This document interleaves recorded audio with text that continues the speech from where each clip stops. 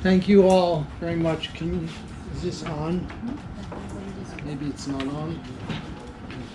I would rather not be tethered, so I'll project. Hopefully you can all hear me. It's really an honor to be here today and to learn about the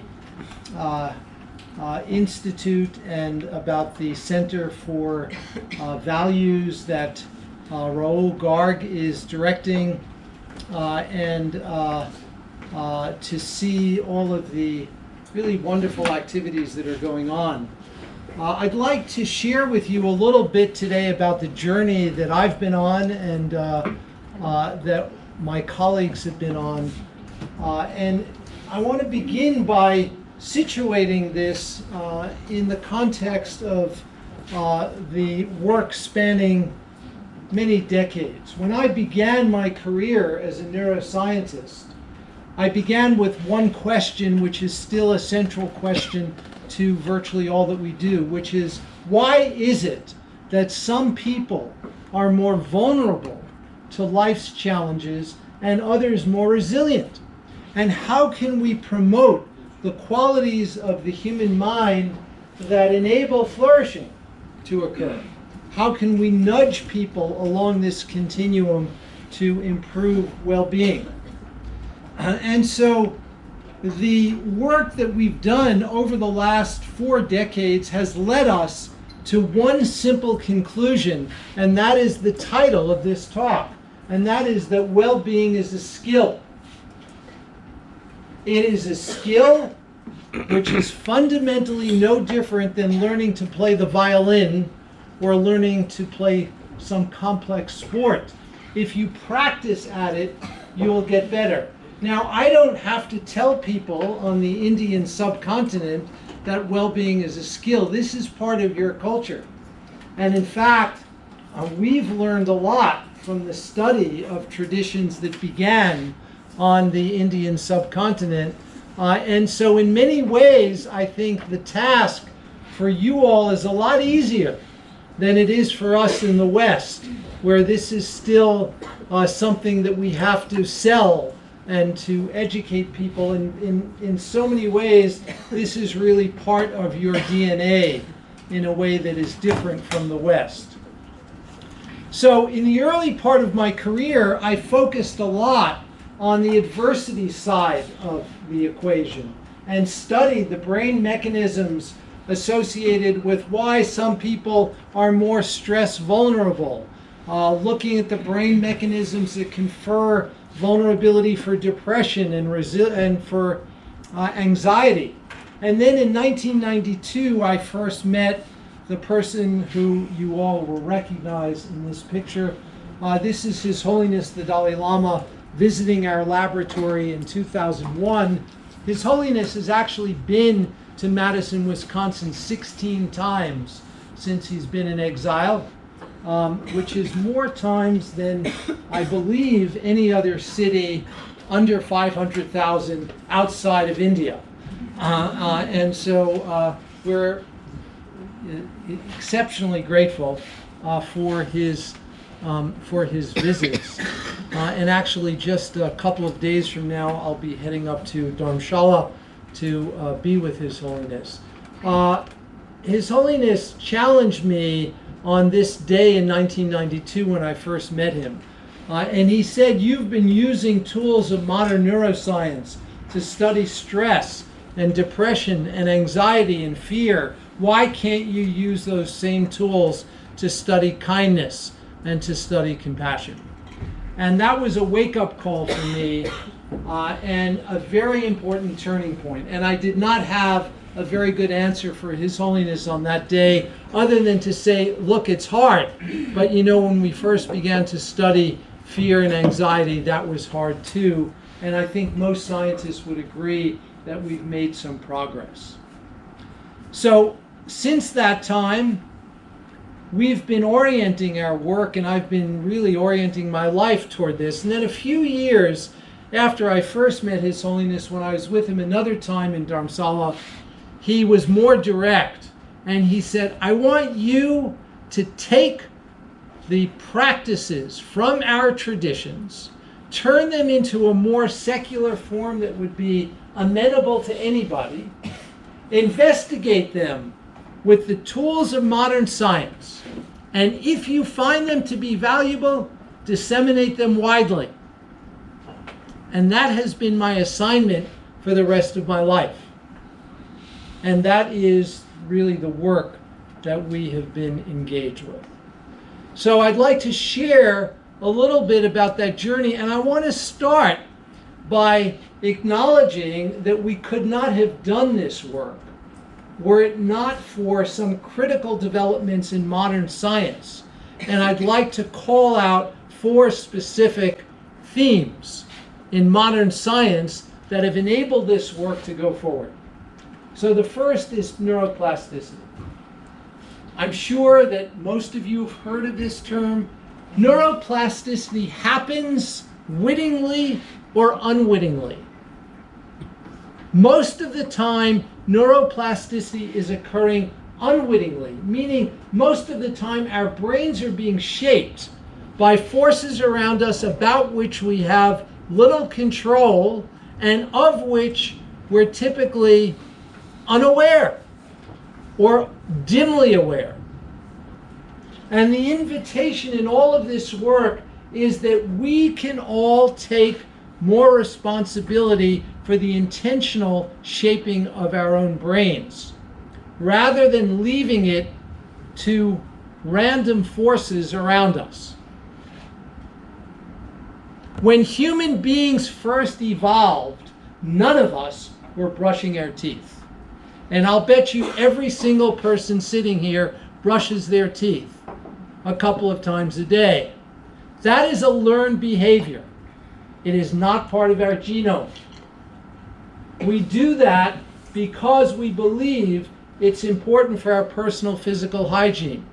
If we treated our minds in the same way that we care for our teeth, and I think most people would agree that our minds are even more important than our teeth, we would be nourishing our minds intentionally every day. And again, this is not something that I need to tell you. This is something that you already know. But, you know, there are many things that we know and we still don't do on a regular basis. And so this is what we think of as a really, there are lots of chairs up here too. So this is something that we think of as nothing short of an urgent public health need, and I'll say something more about that as we go along. But I want to name these other themes. The second theme is the equivalent of neuroplasticity in the realm of genomics, and this is epigenetics. It's the science of the regulation of genes. We all have a sequence of base pairs which constitute our DNA, and for the most part that will not change over the course of your lifetime. But what will change is the extent to which a gene is turned on or turned off. So genes have very complex regulatory systems and they are dynamic. And we know that our experience and the environment are major determinants in the regulation and expression of our genes. And research shows, and I'll give you a couple of examples, that we can actually, through nourishing our mind, we can induce epigenetic changes that matter. Epigenetic changes in systems that regulate genes that are critically important for our physical and our mental health. And so there's a lot more dynamicism and plasticity in our genomic structure than we ever thought was possible before. So the third theme is the increased understanding of the bidirectional communication between the mind and brain and the body. Our minds and brains are embodied, and there's constant interplay between them. Large-scale epidemiological research clearly indicates that people who report higher levels of well-being are physically healthier. Now, this is not going to be true of everyone, but if you look at samples that are in the tens of thousands, you will see repeatedly this finding. And it leads to the conjecture that cultivating well-being will not simply impact our psychological well-being, but it will impact our bodies. It will impact our physical health. And if this is true, it will impact our healthcare utilization. And I don't know what the situation is today in India, but in the West, there's really a crisis in healthcare costs. And a lot of these healthcare costs are driven by chronic illnesses. And there is reason to believe that the cultivation of well-being will actually impact the biology that underlies these chronic illnesses in ways that can significantly reduce healthcare costs. And if this turns out to be true, we don't have the data in hand yet, but if this turns out to be true, every organization on the planet will want to incorporate systematic programs to cultivate well-being because it will reduce healthcare costs. Okay, the fourth theme is probably the most scientifically controversial, but one that I think is especially important, and that is that every human being is born with innate basic goodness. That is, we come into the world with a propensity or a predisposition to prefer warm-hearted, cooperative, altruistic interactions compared with those that are selfish and aggressive. Now, some people may be surprised to hear that, particularly in light of the chaos and violence that we see in the world today, but the fact is that actually human violence today is at its lowest level that it's ever been in human history. There's very good evidence to suggest that. But more importantly, we have today viral amplification of negativity through the media and through the internet that we didn't have 50 years ago. So that's been a big change. But the fact is that when you look at the granularity of our everyday lives, there's a lot that we can appreciate that reflects this innate basic goodness. And I'll say a little bit more about two of these themes now to just provide you with a little bit of evidence, since some of them may be a little unfamiliar. And I'll talk specifically about the evidence for innate basic goodness and also some evidence on the dynamicism of epigenetics. Okay, so first, innate basic goodness. I'm going to show you two short video clips. These video clips were they are of interactions with puppets that were shown to 6-month-old babies. So here's the first clip.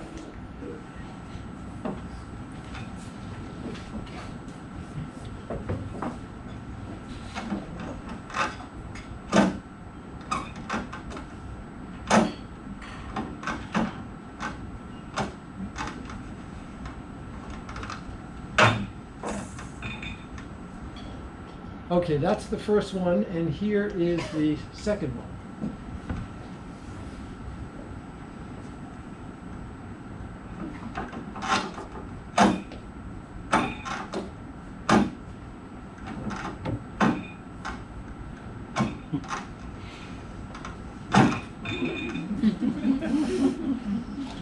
Okay, which of these video clips do you think a 6-month-old baby prefers?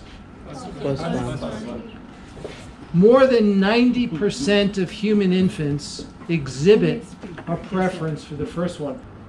Okay, I want to just suggest to you, getting back to this issue of there is an urgent need to think about well-being as a public health issue. And I want to just bring this home to all of you here in India and to remind you of the challenge that we all face globally and that I think you face especially here in India. India roughly accounts for 18% of the world's population. It turns out that among women in India, you account here in India for 36% of the suicides among women globally. And these are data that come from the Indian State Level Disease Burden Initiative that were published in Lancet in 2018. And I highlighted here that in 2016, there were 230,314 suicides in India. In 2016. And India's contribution to global suicide deaths increased from 25.3% in 1990 to 36.6% in 2016 among women. So there is an urgent public health need, and these data are really quite disturbing. And what we're suggesting here is that we can begin to deploy strategies preventatively upstream that we believe will have some impact on these devastating consequences that we see downstream.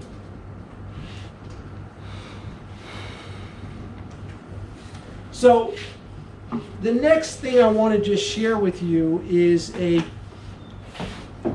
quote from a person in the United States by the name of Tom Insel. He was the director of the U.S.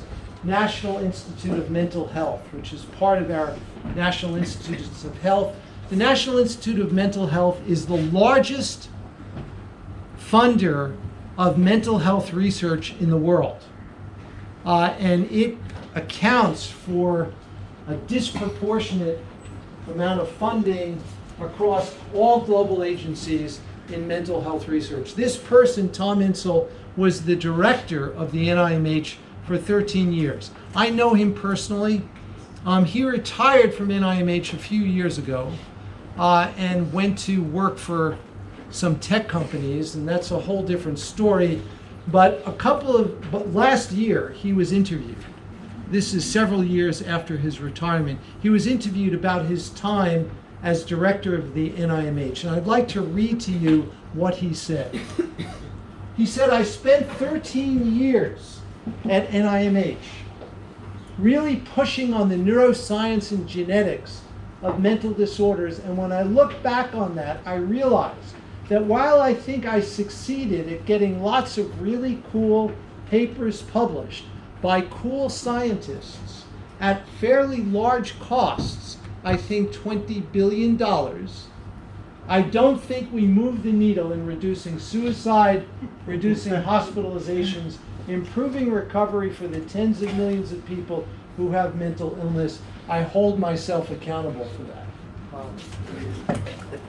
And today, Tom Insel is a major advocate for using non-pharmacological interventions to preventatively address these devastating problems.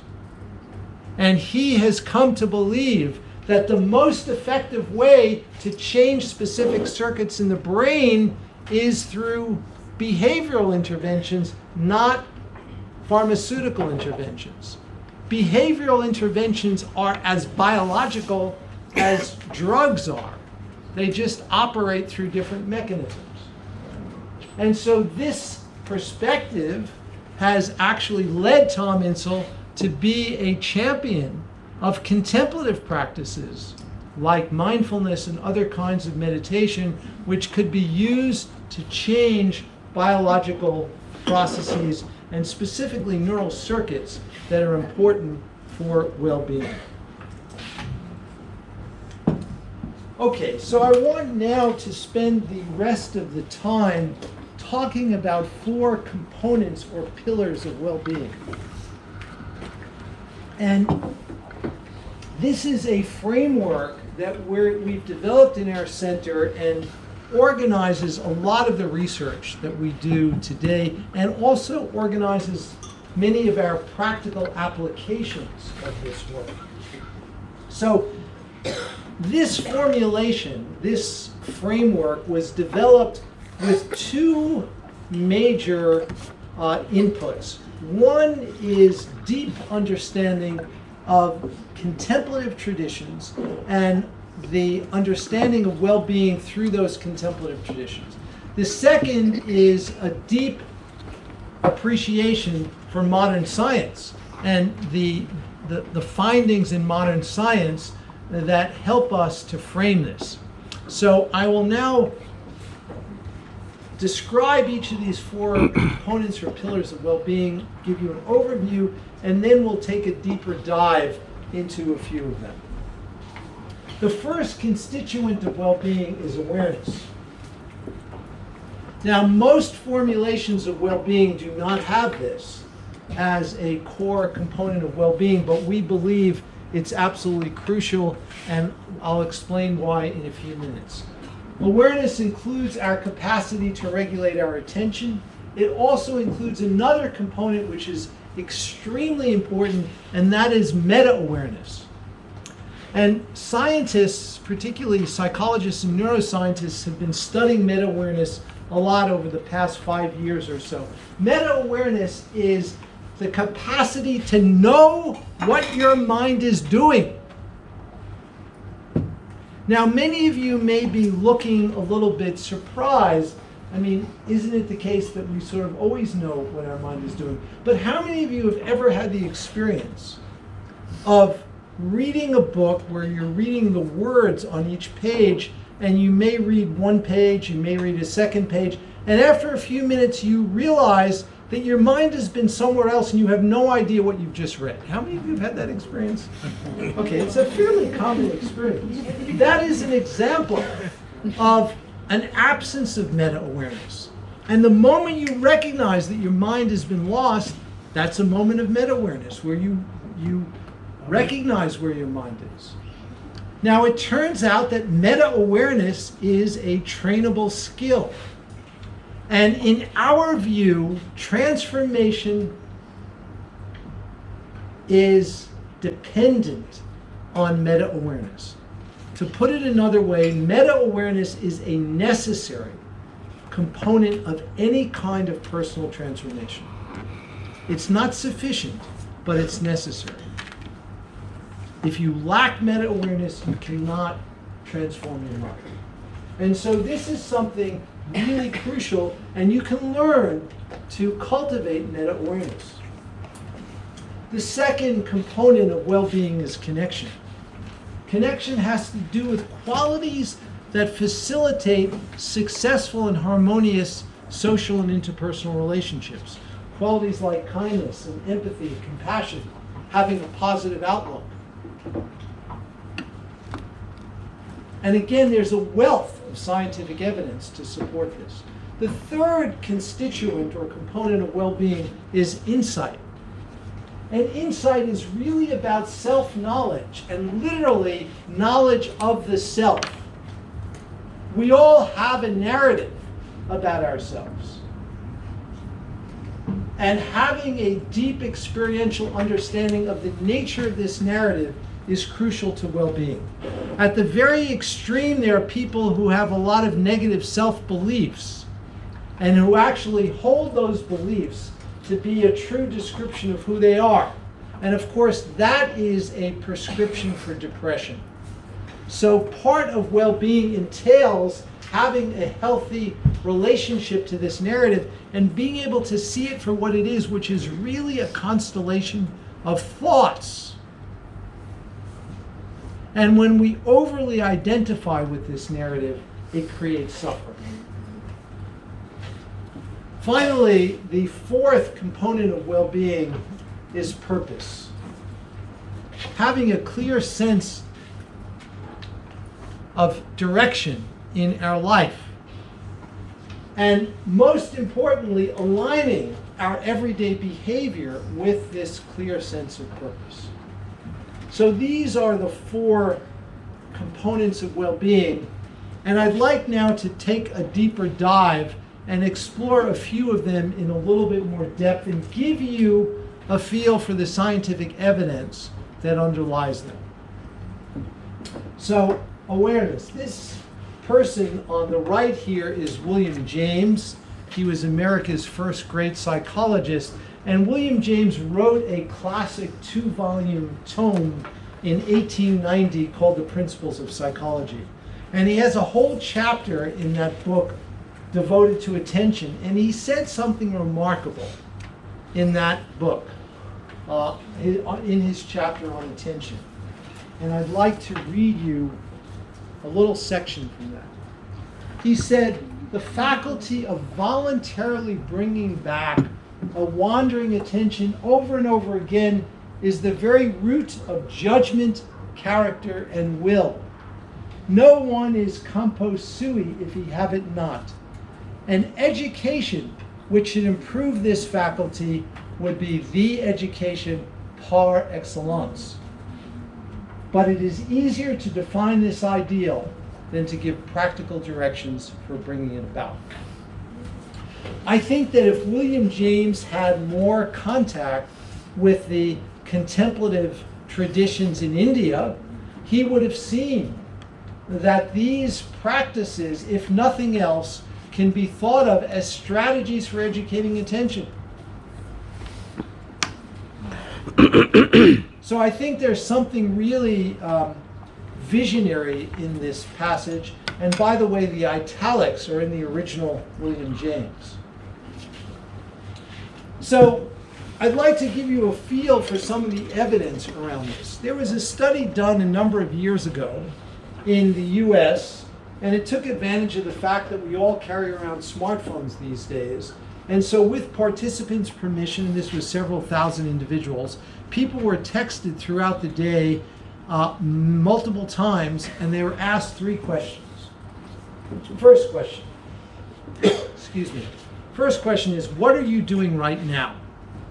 Participants had to check off from a list of activities what they were doing. Second question, where is your mind right now? Is it focused on what you're doing, or is it focused elsewhere? And the third question was, at this very moment that you got the text, how happy or unhappy are you right now? And you had to rate on a scale. Those are the 3 questions. So it turns out that the average American adult spends 47% of her or his waking life not paying attention to what they're doing. 47% of the time. I'm not sure how this study would land in India. You can all conjecture. But 47% of the time, participants rated themselves as not being focused on what they're actually doing. And the second piece of this is particularly important. When they reported that they were not paying attention to what they were doing, they were significantly less happy. The title of this scientific paper was "A Wandering Mind is an Unhappy Mind." And this paper, by the way, was published in Science, not exactly a shabby scientific journal, but one of the most important scientific journals in the world. So these are really important data that suggest that basic qualities of awareness are extremely important for our well-being. Now, there's a lot of evidence today that we can train this, and it doesn't take that much to start changing the brain circuits that underlie attention and meta-awareness. And I won't go into a lot of the detail. It's beyond the scope of a seminar like this, but let me just say a couple of things. We began this work by testing very long-term practitioners.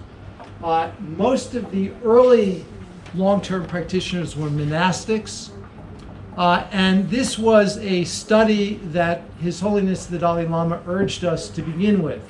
And there are many reasons to do this. These are people who've meditated for tens of thousands of hours. And if we didn't find differences in their brain, it would be very unlikely that we would see differences in the brains of beginners. And so we chose to start with these very, very long-term practitioners. This is a photograph of a rather famous long-term practitioner. Some of you might recognize him. His name is Mingyur Rinpoche, and he teaches all over the world. He's written a number of popular books on meditation. One of them is called The Joy of Living. And he's been to our lab now many, many times. And when we first tested Mingyur Rinpoche, he had an average lifetime practice of approximately 42,000 hours. And we first tested him when he was in his mid-20s. So you can do the arithmetic at home, but 42,000 hours is a big number. And he actually has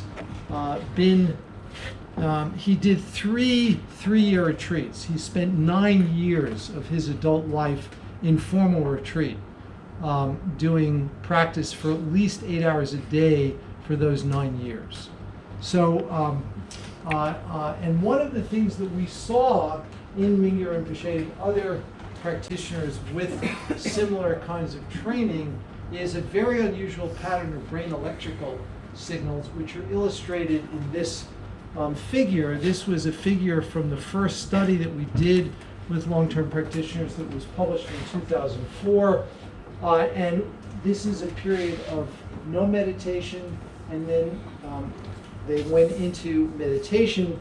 And you can visibly see that there is a distinct difference in the brain oscillations. And these are very high amplitude gamma oscillations that are synchronized across widespread regions of the brain.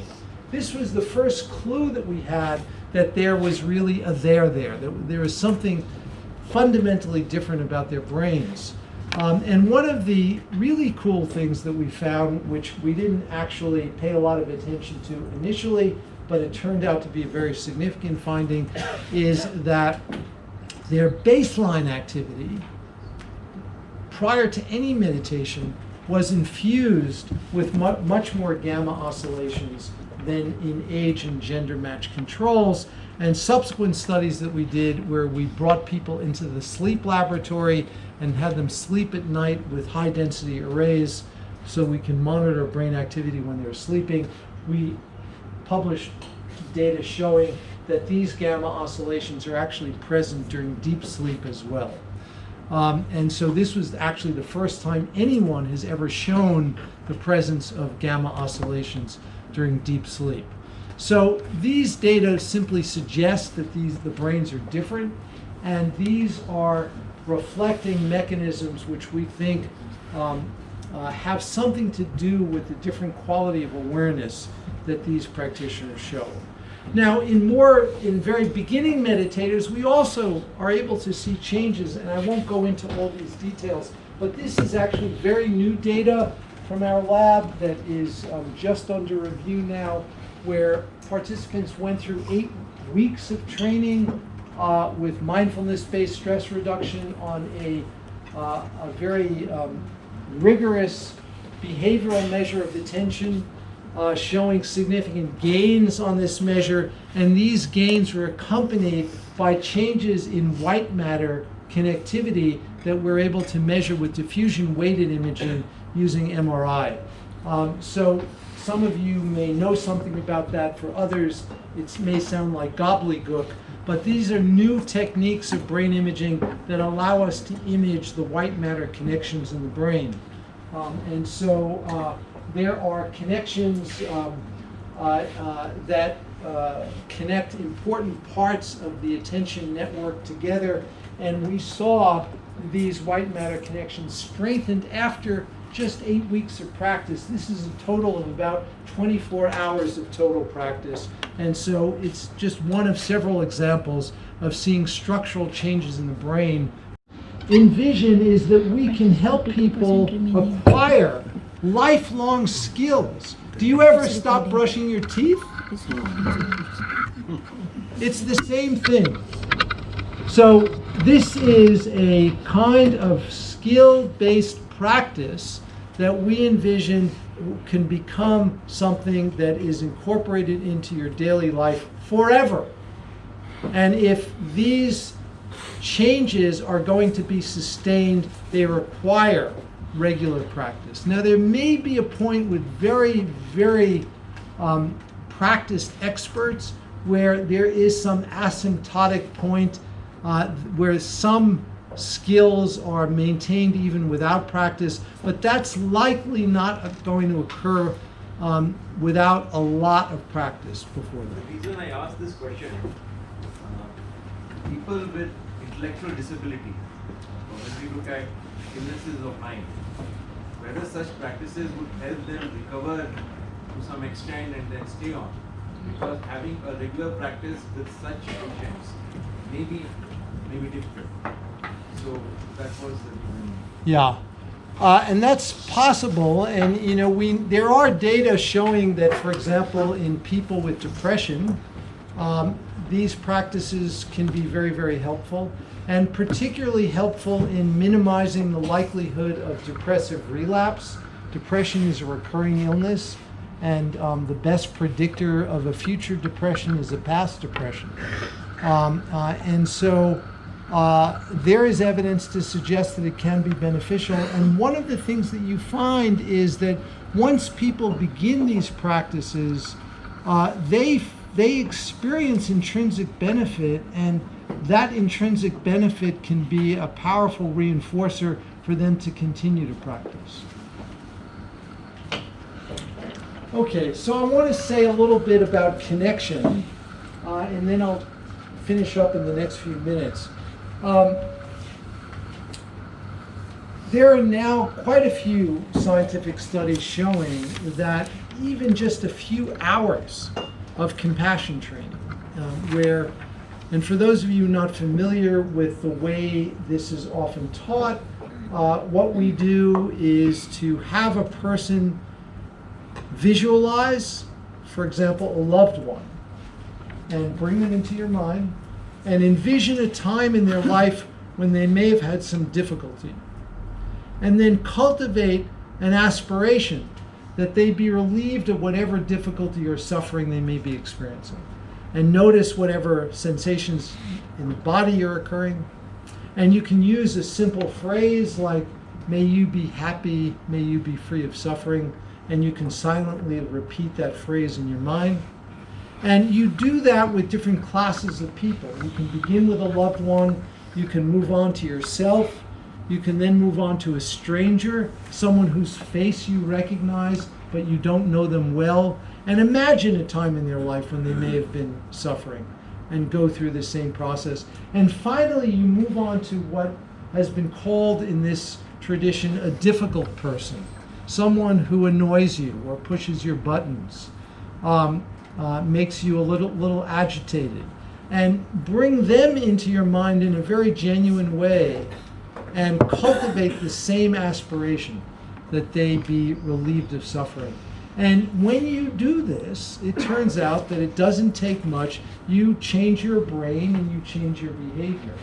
And so we've done this on several different occasions in many different ways. And I want to just share with you one example. It's a randomized controlled trial where people signed up for a study where they were told that they were going to be taught one of several different techniques to cultivate well-being.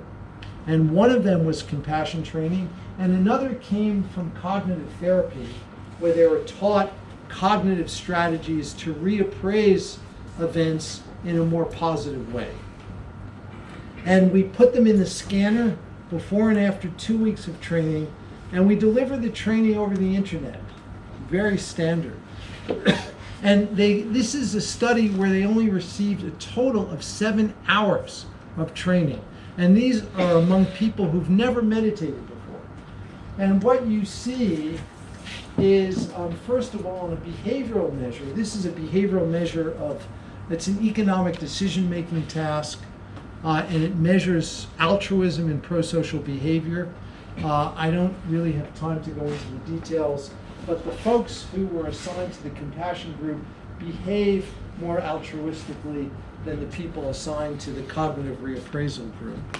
And their brain changes quite systematically. We see changes in connectivity between, in an important circuit that goes between the prefrontal cortex and the ventral striatum. This is a circuit very important for certain kinds of positive emotion. And in just 7 hours, you can see systematic differences in the brain. And these differences in the brain predict the extent to which people behave altruistically on this decision-making task. So these data suggest that this is very accessible, and you can see changes very, very quickly. Now, I want to say a little bit about insight and purpose, and then I will end. I'll just skip this. So insight is really about self-knowledge, and when we overly identify with this narrative about ourselves, it gets us into trouble and it creates suffering. And one of the ways it creates suffering is through a quality, for lack of a better term, that we call stickiness. What is stickiness? Imagine at time point 3 here, some stressful event occurs, and I've drawn a hypothetical curve of a response of a person to that stress. It could be a measure of stress hormones like cortisol, it could be heart rate, it could be a behavioral measure. We've studied this in many different response systems. Now let's contrast this with a second person who shows the same amplitude of response, but who recovers more quickly. The capacity to recover quickly is the definition of resilience. Resilience is the rapidity with which we recover from adversity. People who recover more quickly are more resilient. And it turns out that this is a trainable skill. We can train people to recover more quickly, and this makes a huge difference in their demeanor, in their biology, and in their health. So, and we know that there's a circuit that goes between the amygdala and sectors of the prefrontal cortex, which is very important for this. This is some recent evidence of this, but I don't want to spend a lot of time on these details. But let me I want to talk about one specific study that we published a number of years ago, with our very long-term practitioners, where we were able to study this in a very dramatic kind of way, and we used physical pain to do this. Sometimes we have to challenge people with really strong stimuli to show these kinds of effects, and physical pain is something that we all experience. And it has a lot of biological significance, and we can deliver pain safely in the laboratory with heat. So we use a special kind of device that creates a burning sensation, but it's completely safe and allows us to challenge people in this way. And so what we did in this study is this. We give a person an experience of this pain. It's very real, and it really is intense. It feels like your skin is burning. And then we bring them into the laboratory, into the scanner, and we tell them they're going to get a tone. And depending upon what tone they get, it will indicate whether the upcoming stimulus is either warm or is hot. And hot is pain.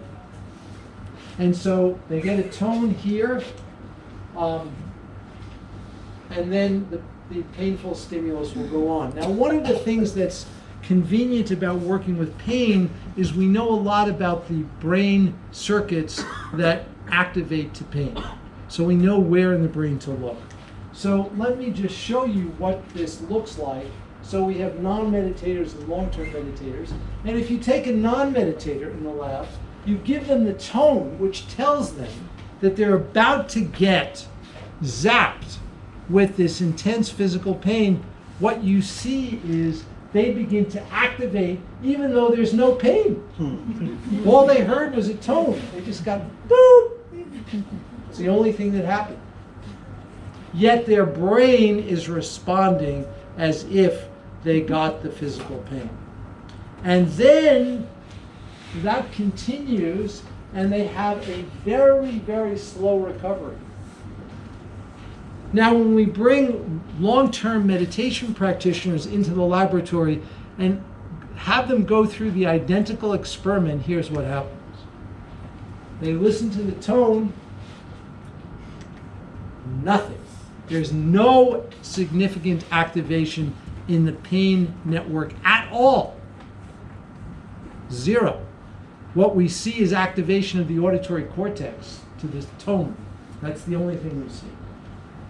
Then, when the painful stimulus occurs, they show a dramatic response, which in certain areas of the brain is actually larger than the controls, particularly in the sensory areas. Then, when the pain goes off, they come right back down to baseline. Dramatic. That is the neural signature of resilience. And we can learn to do this. So these profiles are entirely different, and they have real consequences for our everyday life. Now let me just end with purpose. Purpose is less understood in terms of the neural mechanisms, but there's a lot of scientific evidence on the biological consequences. And I just want to mention one specific thing, and that is, if you look at people who are in the top 10% and the bottom 10% on a measure of purpose in life, and these are people in their 70s and 80s, and you look at their longevity, it turns out that having a strong sense of purpose in life is the single most important psychological predictor of longevity of any that has ever been studied. People who have a strong sense of purpose in life live longer. And so these data show the people who are in the 90th percentile are here, and they are dying less. They're living longer, they're dying less. This is on the y-axis is the cumulative hazard ratio for death. People who are in the 10th percentile, the solid line, are dying sooner over the course of this 5 or 6 year period during which they're followed. So having a strong sense of purpose is extremely consequential for our health and well-being. And again, there are specific practices that we can easily learn to help nurture our sense of purpose and to help us include more and more of our everyday life in our sense of purpose. So I want to end now with just one quote, and it is a quote from a book that was on the bestseller list for quite a long time in the US, and it was written by His Holiness the Dalai Lama. And what His Holiness said is this. He said, the systematic training of the mind, the cultivation of happiness, the genuine inner transformation by deliberately selecting and focusing on positive mental states and challenging negative mental states is possible because of the very structure and function of the brain. But the wiring in our brains is not static, not irrevocably fixed. Our brains are also adaptable. Thank you all very much, and you can find out more.